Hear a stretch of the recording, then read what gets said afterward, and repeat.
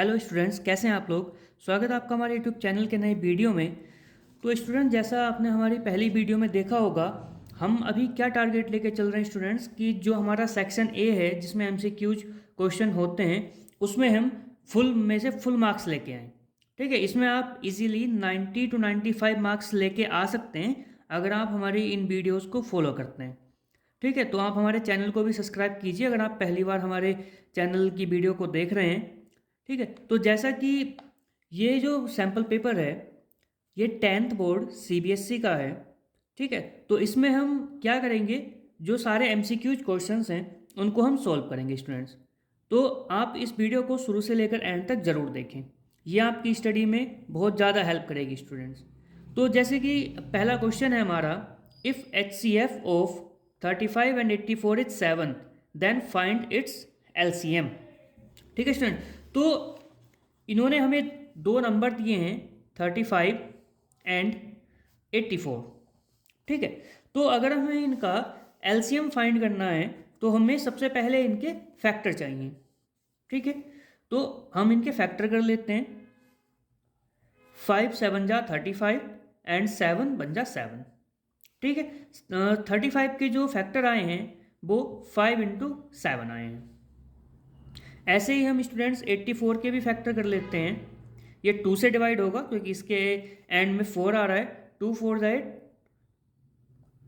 2 2 जा 4, 2 2 जा 4, 2 1 जा 1 2।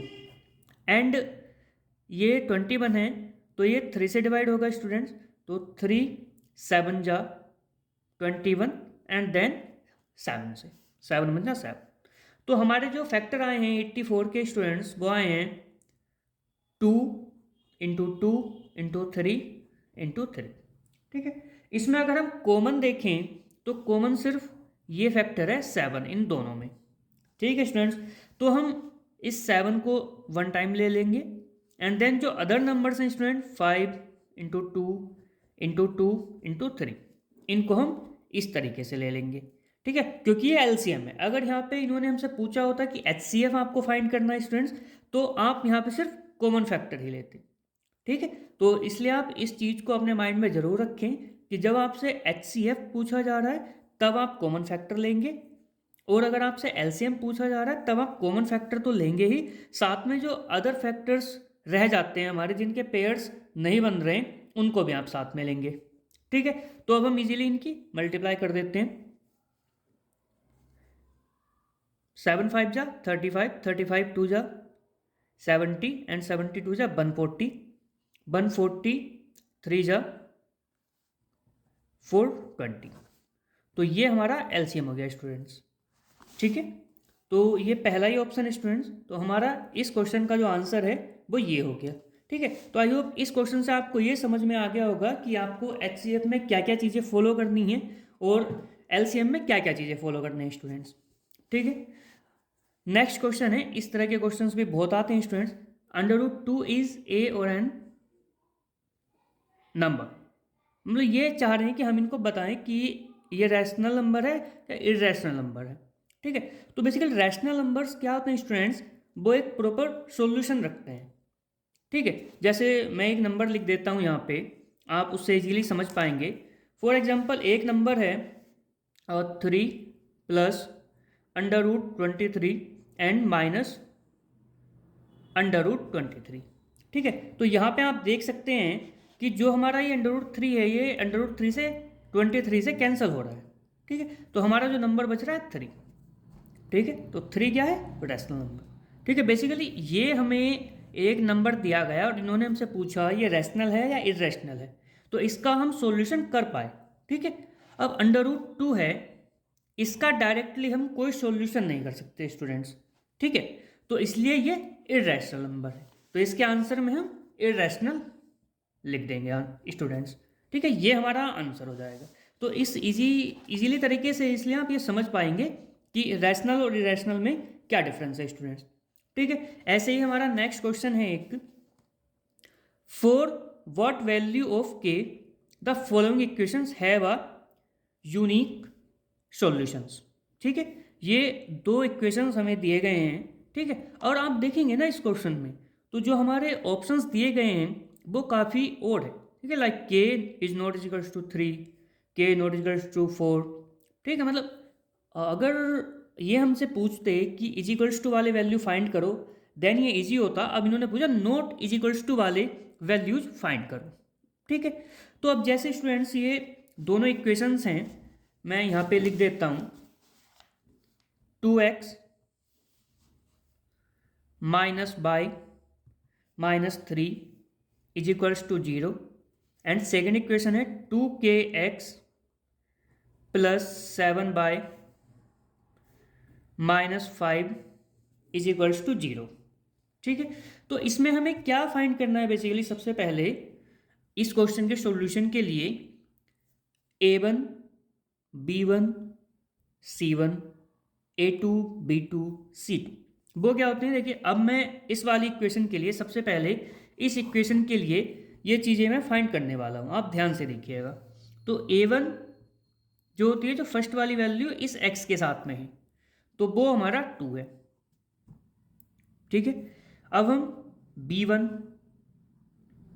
तो जो इस बाई के साथ में, अब देखिए यहाँ पे कुछ नहीं है, तो बाई के साथ में इट मीन्स 1 है, तो b1 की वैल्यू क्या हुई, ये माइनस का साइन भी साथ में आएगा, तो माइनस के 1। और c1 की वैल्यू क्या हुई, ये वाली वैल्यू माइनस के 3, ठीक है। इस इक्वेशन के लिए हमें वैल्यूज मिल गए। अब हम दूसरी इक्वेशन के लिए वैल्यूज फाइंड कर लेते हैं। तो ये इसको बोलेंगे हम a2 b2 and c2 students. तो a2 की वैल्यू हम पहले वाले नंबर के साथ में जो मल्टीपल में वो लेते हैं, तो a2 की वैल्यू है 2k, और स्टूडेंट b2 की वैल्यू है 7, ठीक है। वही सिस्टम हमने फॉलो किया जो हमने पहली वाली इक्वेशन में चीज़ें की थी। एंड c2 की वैल्यू है स्टूडेंट्स माइनस के 5, ठीक है। तो अब हम सबसे पहले हमें क्या फाइंड करना होगा, k की वैल्यू के लिए a1 by a2 is equals to, sorry not is equals to b1 by b2, ठीक है। तो जब भी आपसे नॉट इज इक्वल्स टू में पूछें तो इस तरीके से आप यहाँ पे सॉल्यूशन करके दिखाएंगे, ठीक है। अब हम a1 a2 b1 और b2 की वैल्यूज यहाँ पे पुट कर लेते हैं। a1 है हमारा 2, a2 है 2k is equals to not is equals to b1 है हमारा -1 एंड b2 है हमारा 7, ठीक है। यहाँ पे आप देखेंगे कि 2 से तो 2 कैंसिल हो रहा है स्टूडेंट्स, और जब हम क्रॉस मल्टीप्लाई करेंगे तो 7 यहाँ पे आएगा इस तरीके से, और ये k अपॉन में रहेगा not is equals to minus k 1, ठीक है। अब हम k की मल्टीप्लाई -1 से करते हैं, यहाँ पे बेसिकली जैसे हम क्रॉस मल्टीप्लाई करते हैं वही हो जाता है। तो k minus k not is equals to 7, तो k not is equals to minus k 7, ठीक है। तो ये हमारा इस क्वेश्चन का आंसर हो जाएगा, ठीक है। ये देखने में काफ़ी ओड क्वेश्चन था, बट जब हम इसका सॉल्यूशन करते हैं तो काफ़ी इजी हो जाता है, ठीक है। तो इसमें हम आंसर मैच करके देख लेते हैं। तो हमारा ये ऑप्शन दिया गया है यहाँ पे k इज इक्वल्स टू -7, ठीक है। तो ये हमारा आंसर हो गया स्टूडेंट्स। अब नेक्स्ट क्वेश्चन की बात कर लेते हैं। क्वेश्चन नंबर 4 है which one is an AP series, ठीक है। अब AP सीरीज का आपको अच्छे से पता होगा, नहीं पता है तो मैं बता देता हूँ। हमारे पिछली वीडियोज़ में भी इस टॉपिक पे, इस टाइप के क्वेश्चन पे पहले बात हुई है, फिर भी मैं आपको एक बार बता देता हूँ, ठीक है। तो AP सीरीज क्या होती है, ठीक है। जब हमारे पास सीरीज होती है AP इस तरीके से A1 A2 A3, ठीक है। मतलब जब हम सेकंड वाले नंबर में से इस नंबर को माइनस करें, थर्ड वाले नंबर में से सेकंड नंबर को माइनस करें, थर्ड वाले नंबर में से इस नंबर को माइनस करें, तो हमारे जो वैल्यूज़ हैं वो सेम आने चाहिए, ठीक है। मतलब जिसको हम कॉमन डिफरेंस बोलते हैं, स्मॉल d, तो वो एक्चुअली में सेम आएगा माइनस करने पे तभी वो AP होती है। ठीक है, तो हम ट्राई करके देख लेते हैं। जैसे इन्होंने पहला ऑप्शन दिया है 1 3 9 27। ठीक है, अब हम 3 - 1 करेंगे तो 2 आएगा, 9 - 2 करेंगे तो 6 आएगा। ठीक है, 27 - 9 करेंगे तो 18 आएगा। तो ये जो हमारे डिफरेंसेस हैं ये डिफरेंट आ रहे हैं, अलग अलग आ रहे हैं हर क्वेश्चन में। तो इट मीन्स ये AP नहीं है। ठीक है, हम नेक्स्ट ऑप्शन ऐसे ट्राई करके देखते हैं जो इन्होंने दिया है A, 2A, 3A, 4A। ठीक है, तो 2A - A तो हमारे पास A आ गया, 3A - 2A ये भी हमारे पास A आ गया, 4A - 3A ये भी A आ गया। इट मीन्स हमारे जो ये ऑप्शन है यही एक AP सीरीज है। ठीक है, तो इस मेथड से इसको फाइंड करना काफ़ी ईजी था स्टूडेंट्स। ठीक है, तो ये मेथड आप जरूर याद रखेंगे। नेक्स्ट क्वेश्चन की हम बात कर लेते हैं student. If in the AP A12 is equals to 37, D is equals to 3, then the value of A and H12। ठीक है, A क्या होता है, जो AP का सबसे पहला नंबर होता है वो A होता है। H12 इन द सेंस ये सम पूछ रहे हैं स्टार्टिंग के 12 नंबर्स का। ठीक है, तो सम फाइंड करने के लिए हमारे पास A होना चाहिए एंड D होना चाहिए, और N इन्होंने हमें ये 12 दिया ही है। ठीक है, पहले मैं आपको बताता हूँ इसका हम सॉल्यूशन कैसे करेंगे। अब देखिए, इन्होंने हमें D तो दिया है स्टूडेंट्स, बट A की वैल्यू हमारे पास नहीं, और इन्होंने कहा कि A12 = 37 है। ठीक है, तो A12 37 है, तो हम इसको क्या लिख सकते हैं स्टूडेंट्स, A + 11D, क्योंकि N - 1 हो जाता, तो 12 - 1 11, इसलिए 11D = 37। ठीक है, अब हमारी जो वैल्यू है D की इन्होंने दी है 3, तो वो हम यहाँ पे पुट कर लेते हैं इस इक्वेशन में। तो A + 11 × 3 = 37। तो A + 11 3 × 33 = 37।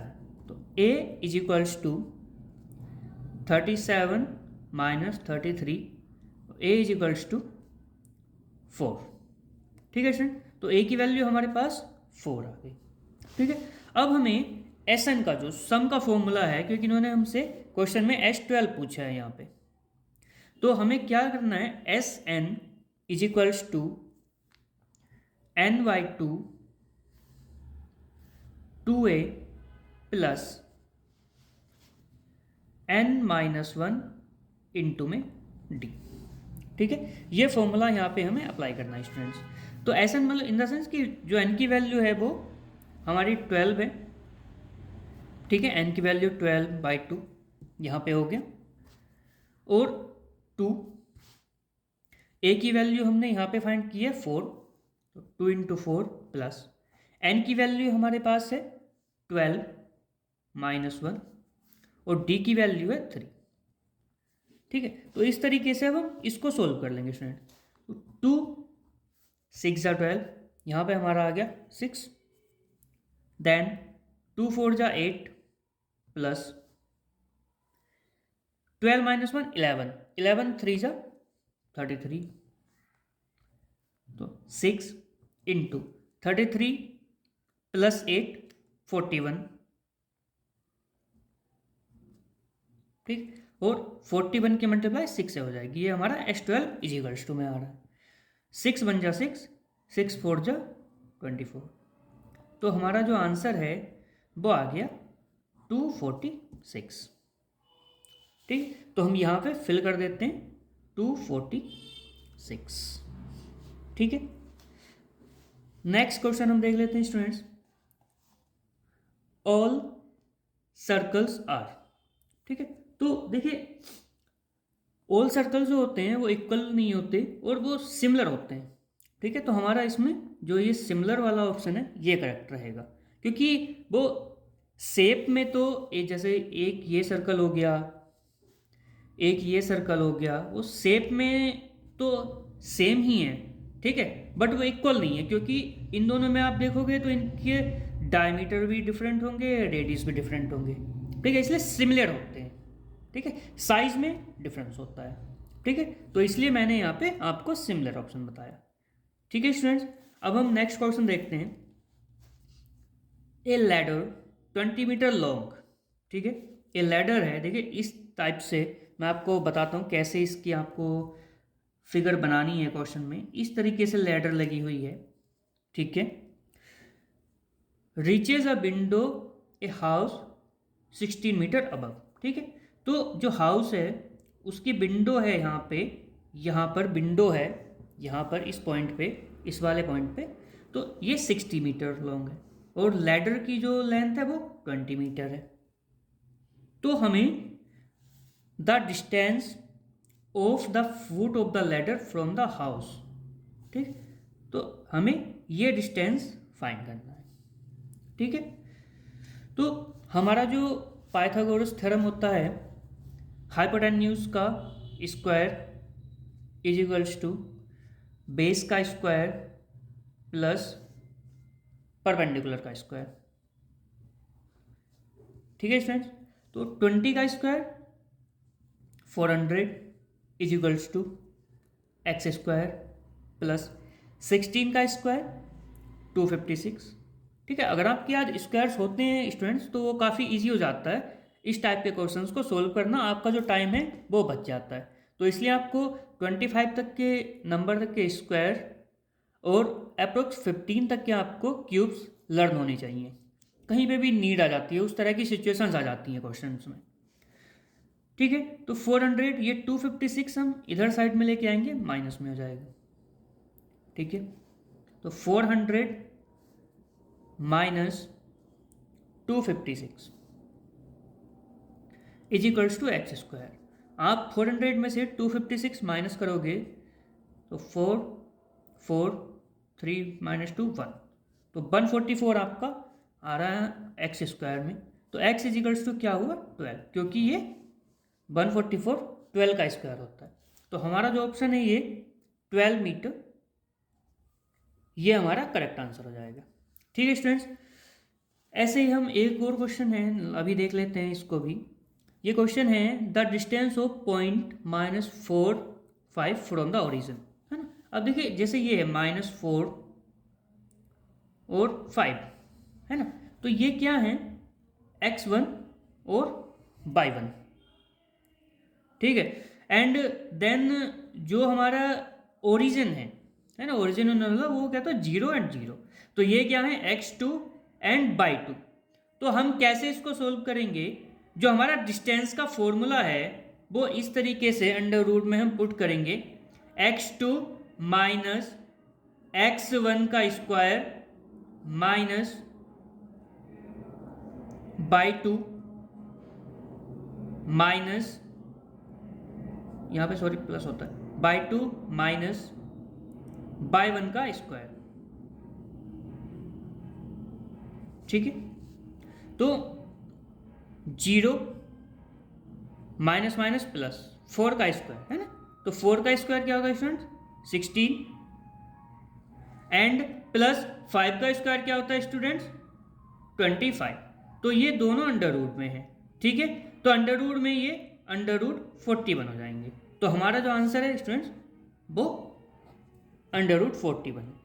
आप इस क्वेश्चन में ये मिस्टेक मत कर देना स्टूडेंट्स कि जैसे आप देखो यहाँ पे अंडर रूट 16 आप देखो तो उसको आप 4 लिख दो, है ना, और उसको आप 4 लिख दोगे एंड देन 25 है तो उसको आप 5 लिख दोगे, तो आप इसको 9 कर दो, तो ये ऑप्शन फिर आपका रॉन्ग हो जाएगा, ठीक है। क्योंकि पहले ये जो वैल्यूज़ हैं ये प्लस में हैं, तो पहले इनको प्लस करना जरूरी है, देन आप इनका अंडर रूट फाइंड करोगे, ठीक है। तो हमने अंडर रूट 49 लिखा है क्योंकि जो अंडर रूट 49 है वो किसी का भी स्क्वायर नहीं होता, ठीक है, इसलिए हमारा यही आंसर हो जाएगा, ठीक है। आई होप तो आपको ये वीडियो पसंद आई होगी। अगर आपको ये वीडियो पसंद आई है तो इस वीडियो को लाइक कीजिए, हमारे चैनल को सब्सक्राइब कीजिए और कमेंट में ज़रूर बताएं कि कौन सा पार्ट आपको इस वीडियो का सबसे अच्छा लगा। और अगर किसी क्वेश्चन में आपको एक्सप्लेनेशन की फिर से नीड है तो आप प्लीज़ कमेंट में बताएं, हम वो एक्सप्लेनेशन आपको फिर से करके दिखाएंगे अगले वीडियोज़ में। ठीक है स्टूडेंट, जल्दी मिलते हैं नेक्स्ट वीडियो में।